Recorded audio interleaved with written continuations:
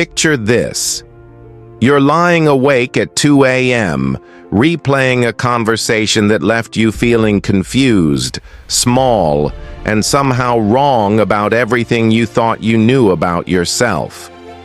The words he spoke seemed reasonable at the time, maybe even loving. But something deep in your gut is screaming that this isn't right. Here's what nobody tells you.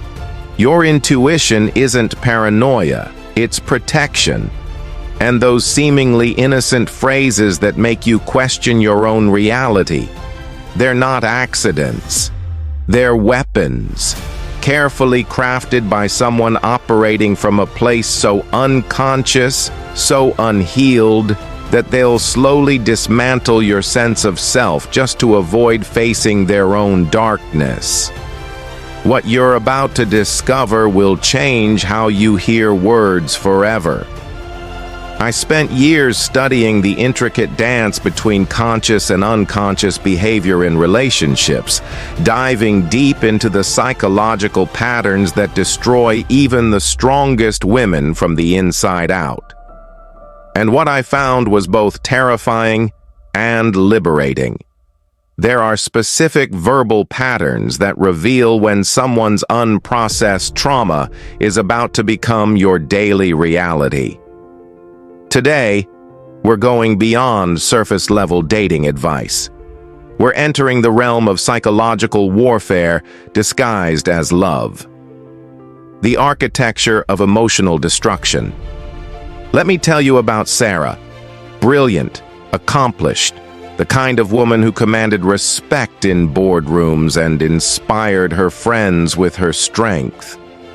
Yet somehow, after 18 months with Marcus, she found herself apologizing for things she never did and questioning decisions she'd made confidently for years. How does this happen to intelligent, self-aware women? The answer lies in understanding what Carl Jung called shadow projection, the unconscious process where people dump their unhealed wounds onto others. When a man operates from his unintegrated shadow, every conversation becomes a subtle battlefield where your reality is slowly, methodically dismantled. Warning sign. Number 1, the stagnation trap. This is just who I am, take it or leave it.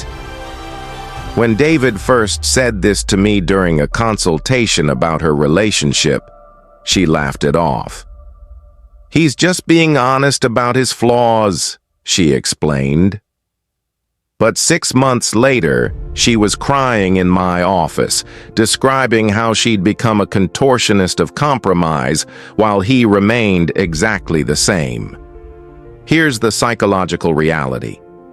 This phrase isn't authenticity. It's emotional laziness disguised as self-acceptance. Real authenticity involves continuous growth, the courage to examine your patterns, and the willingness to evolve for the people you love. Think about the most inspiring people in your life. Do they use their authentic self as an excuse to remain stuck, or do they constantly strive to become better versions of who they are? The difference is profound. When someone refuses to grow, they're essentially asking you to become smaller to accommodate their limitations.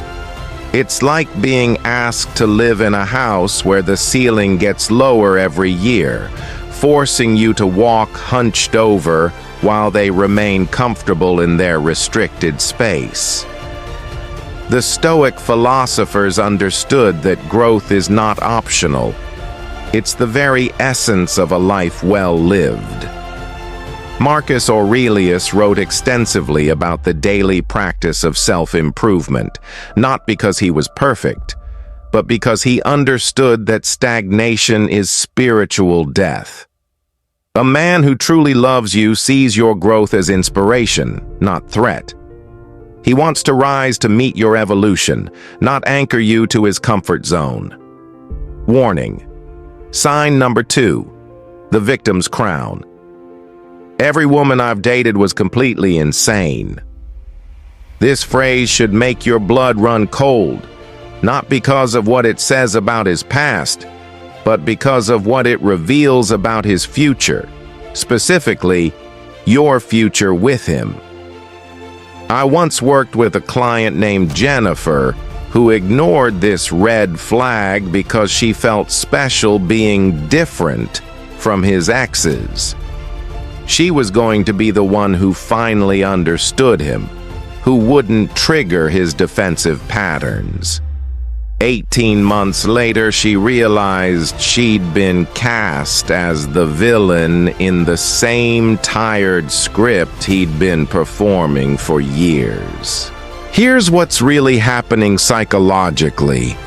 When someone consistently portrays themselves as the victim in every relationship story, they're revealing a complete inability to engage in self-reflection.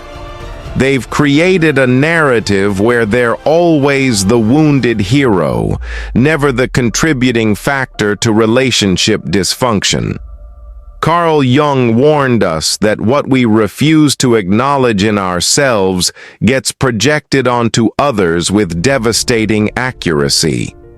His crazy exes were likely women who refused to enable his unconscious patterns, who demanded accountability, who wouldn't shrink to make him feel bigger.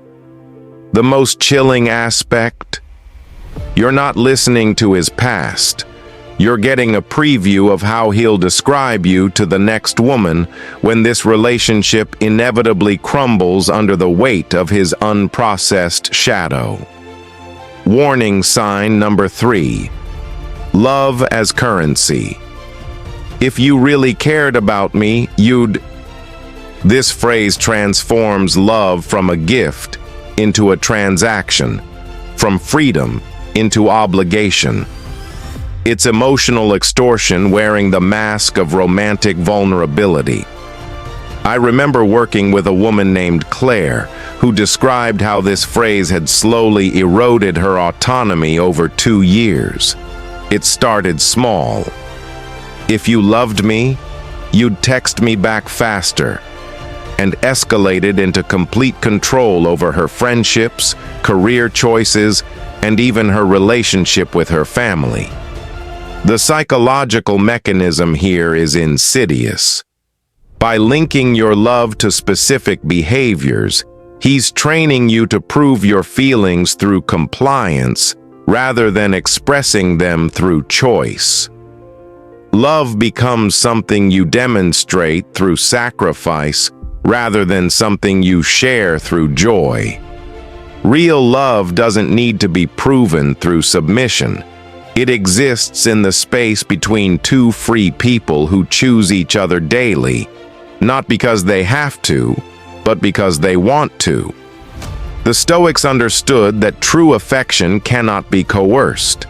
When Epictetus wrote about love, he emphasized that it must flow freely, or it ceases to be love at all. It becomes something else entirely: possession, control, manipulation. Warning. Sign number 4. The adequacy assault. You're just not enough for me. These words are designed to create an addiction to his approval, to make you believe that your worth is determined by his ever-changing standards. But here's what's really happening. He's managing his own feelings of inadequacy by making you feel smaller. I've seen brilliant women lose themselves completely, trying to become enough for men who were operating from such deep insecurity that no amount of perfection could fill their inner void. The goalpost doesn't just move, it disappears entirely, leaving you chasing shadows of approval that were never real to begin with. Jung taught us that we often criticize in others what we cannot accept in ourselves. A man who consistently makes you feel inadequate is projecting his own unhealed relationship with worthiness onto you. His criticism isn't about your shortcomings.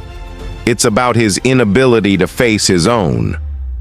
The most empowering realization: you were enough before you met him.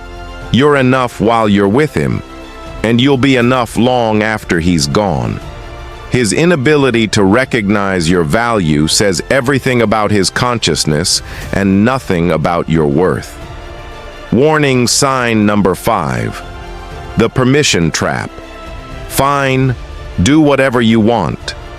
Spoken with ice in his voice and resentment in his energy, this phrase creates an impossible double bind. You're given permission that comes with invisible strings attached. Freedom that will be punished later through silent treatment, passive aggression, or emotional withdrawal. This is shadow communication at its most destructive. He's not saying what he means, but he expects you to decode his real message. And if you guess wrong, which you inevitably will, because mind reading isn't a relationship skill, you'll face the consequences of his unspoken expectations. Living with this kind of indirect communication is like walking through a minefield blindfolded. You're constantly trying to anticipate his moods, manage his unspoken emotions, and take responsibility for feelings he won't even acknowledge having. The most powerful response? Take him literally. If he says, "Do whatever you want," then do exactly that. Don't try to decode hidden meanings or manage his passive-aggressive silence. This breaks the manipulative cycle and forces him to either communicate directly or sit alone with his emotional immaturity. The deeper pattern: shadow projection in relationships. What connects all these phrases is their origin in unprocessed psychological material. When someone operates from their shadow, that unconscious part of themselves they refuse to acknowledge, every interaction becomes an opportunity to avoid self-reflection by making you responsible for their inner world. You become the repository for everything they can't face about themselves. Their fear of inadequacy, their terror of abandonment, their rage at feeling powerless, their shame about their own limitations. Instead of doing the difficult work of integration, they project these feelings onto you and then punish you for carrying what was never yours to begin with. The cost of ignoring these warnings. I've worked with hundreds of women who ignored these verbal red flags, and the pattern is always the same. It starts with small compromises, adjusting your communication style, modifying your social plans, softening your opinions to avoid conflict. But compromise without reciprocity isn't partnership. It's slow-motion self-erasure. Over time, you begin to lose touch with your own inner voice. You second-guess instincts that once guided you clearly. You find yourself apologizing for things you never did and defending choices you never made. Your energy becomes focused on managing his emotions rather than nurturing your own growth. The most tragic part? You start to believe that this is what love looks like. Constant vigilance, endless accommodation, perpetual walking on eggshells. But that's not love. That's trauma bonding disguised as intimacy. Reclaiming your psychological territory. The journey back to yourself begins with recognizing that his unconscious patterns are not your conscious responsibility. You cannot heal someone who refuses to acknowledge their wounds. You cannot love someone into consciousness who is committed to remaining asleep. Your role is not to be his therapist, his mother, or his emotional rehabilitation center. Your role is to be a whole person in relationship with another whole person, sharing your journey with someone who walks beside you in awareness, not someone who drags you into their unconscious patterns. The Stoic response: boundaries as self-respect. Marcus Aurelius taught that we cannot control others' actions, only our responses to them. When you hear these phrases, your response becomes an act of self-preservation and self-respect. You don't need to argue, explain, or justify your boundaries. You don't need to convince him that his behavior is problematic or wait for him to validate your experience. You simply need to honor what you know to be true and act accordingly. Sometimes the most loving thing you can do, for both yourself and him, is to refuse to enable unconscious behavior. By not accepting these patterns, you create space for him to either grow into consciousness or reveal that he's not ready for the kind of relationship you deserve. Here's what I want you to understand with every fiber of your being. Your intuition about these phrases isn't paranoia, it's protection. That uncomfortable feeling in your stomach when you hear these words isn't oversensitivity. It's your psyche recognizing danger and trying to guide you to safety. You are not here to shrink yourself for someone who refuses to expand. You are not here to heal broken men who won't heal themselves. You are not here to prove your worth to someone too unconscious to recognize it. You are here to share your magnificent, complex, ever-evolving self with someone who celebrates your growth, honors your boundaries, and communicates with the clarity and respect you deserve. The women who transform their relationship patterns aren't the ones who learn to tolerate these phrases better. They're the ones who learn to recognize them faster and respond with unwavering self-respect. They understand that protecting their peace isn't selfish. It's the foundation upon which healthy love is built. When you refuse to accept unconscious behavior, you're not being difficult. You're being discerning. When you walk away from someone who speaks to you from their unhealed shadow, you're not giving up on love. You're making space for the conscious, mature love you actually deserve. I want to hear from you. Have you encountered these phrases in your own relationships? How did they make you feel, and what did you do about it? Share your story in the comments. Your experience might be exactly what another woman needs to hear to trust her own instincts. If this exploration helped you understand the psychology behind these red flags and reminded you that your intuition is more powerful than you realized, hit that like button and subscribe for more insights into protecting your emotional well-being through psychological wisdom. Remember, a woman who knows her worth will always choose growth over stagnation, clarity over confusion, and authentic love over emotional manipulation. Your peace is not negotiable, and your consciousness is not for sale. Stay true to yourself, especially when everything in you wants to stay and fix what cannot be fixed. Because the right person won't need fixing. They'll be too busy growing alongside you.